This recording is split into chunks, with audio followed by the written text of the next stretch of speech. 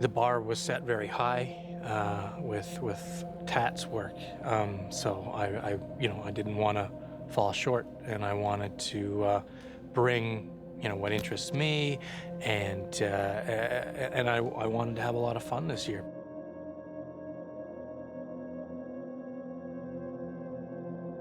The lead aside has this complex nature-nurture experiment where they're purposely delineated within the experiment and given very different upbringings to see how they'll turn out. Whereas Castor, clumped all together under a military-type environment. They were all raised as soldiers. They're all raised as soldiers with a common purpose. So they have even though there's fractures within that, there's less distinct differences between them. Is Castor dysfunctional?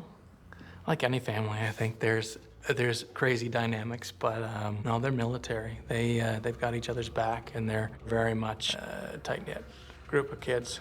Mark might be the older brother, but he's sort of a gentler, more almost naive version. There's in-town Mark, and then there's on-the-farm Mark. And in-town Mark was the military side of him, but I think the audience and the fans got to see mostly farm Mark. Then it's to create a character that kind of plays opposite to Mark. So then we spent a lot of time talking about this new character of Rudy. Just trying to figure out his psyche and where he's coming from, and what's playfulness, what's real, and what's off kilter. Rudy's just a bit of a psychopath, right? And he's Rudy is very charismatic and very outgoing and very dangerous and crafty. And Mark's a little more, he's capable, but he's got a little bit more of his heart on his sleeve. Mm-hmm. And then now you see him with Rudy, and it's a whole new dynamic, like the hierarchy. They're in the military, so who pulls rank on who, right? And he's a little bit more of a reluctant soldier. Does that make sense? Yeah. I said the right thing, right? He found love. Found love. And then you have Miller, and what's his motivation, and then you have Seth, and what's his motivation, and just the relationships between each other. There's a few other Castor clones that he plays in there. They're all just kind of like variations on the theme, but those are the two main dudes. These men were raised together. They're not raised in different countries as the female clones are, so the accents, you don't have accents to rely on, and that's not to take away from Tatiana. That's a very difficult thing to do, but I think in Ari's case, he's not able to differentiate that way.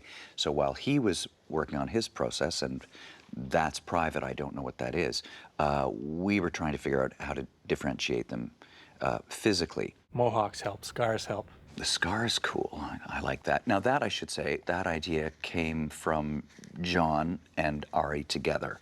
I was present at the meeting, and I thought a scar could be a cool thing. I had talked at one point about a clone who had perhaps been bottled, with a beer bottle and ground into the eye. That was one. So he does have a remnant of that sort of thing, but they decided they wanted something that will really stand out, really differentiate Rudy very quickly visually. I sit in the chair, you put the scar on, you put the wig on, you have the clothes, and then I just sort of look at myself in the mirror, and that's sort of how I find it. In terms of makeup, it's fairly subtle.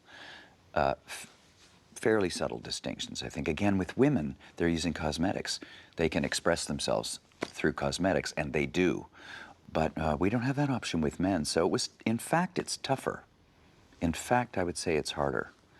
They have to be small things that differentiate the men. Some days it might take longer to do the switch mentally, and some days not at all. It's really easy. Thankfully, I have our script supervisor is very good at saying, Ari, you're too much Rudy right now. I need more Mark. Watching him differentiate the clones in a very subtle way that's not based on necessarily where they come from or what their accent is, but small little shifts of character. Miller has a fake leg, so there was a process of, finding a very minimal limp. Rudy has a real swagger. Seth, I really like Seth. I wish I got to do more with Seth. There was just a real innocence and a dumbness to him and a goofiness that I really had a lot of fun playing. I knew Nick before. Him and I were at Ryerson Theatre School together, and he was actually my first choice to do this. I asked him if he wanted to do it, and he was like, yeah, for sure. Actually, the great thing about that is my fiance, Cassandra, if she sees him from behind, she thinks it's me. People get us confused. Our friends get us confused. Mostly from the back. I don't know how similar we look from the front, but the back people, yeah, mix us up. And there's all the technical stuff, which is impossible to wrap your head around, acting to tennis balls and earbuds and whatnot. Some maggots are flies. No fly is welcome. Conclusion, no maggots are welcome. False.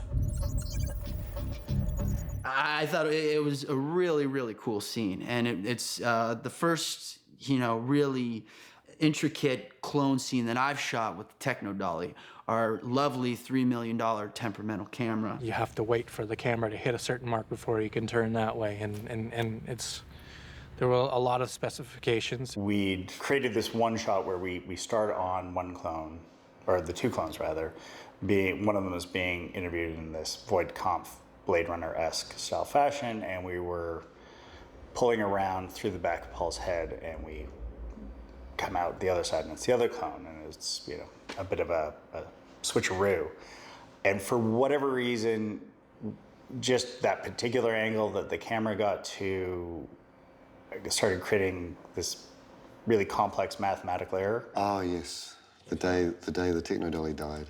The camera just started this low frequency shudder throughout it, and we couldn't figure out what it was, so we ended up having to pack it in. Apparently I'd been doing that a lot, but this time it was down. They couldn't get it back up for the day, so they had to reschedule a day. Yeah, I had to do that twice, basically, that scene. We literally did about 1,000 takes of this scene. Generally, when you're shooting a scene, you shoot the master, and then you come in for coverage. But it became very apparent, because the Techno Dolly was going to be the master, that it wasn't going to cooperate. So we shot all of our coverage that day, and then a month later, we came back with a new Techno Dolly that worked, and we shot the master. So we kind of did everything in reverse, but not as hard as I thought it was going to be. It's been awesome watching Ari do scenes and look sort of effortless in clone scenes, which I definitely did not feel effortless when we started doing them. It was all panic and terror. So kudos to him for not having that fear in his eyes. Everything about this show is atypical, so I've come to expect the unexpected.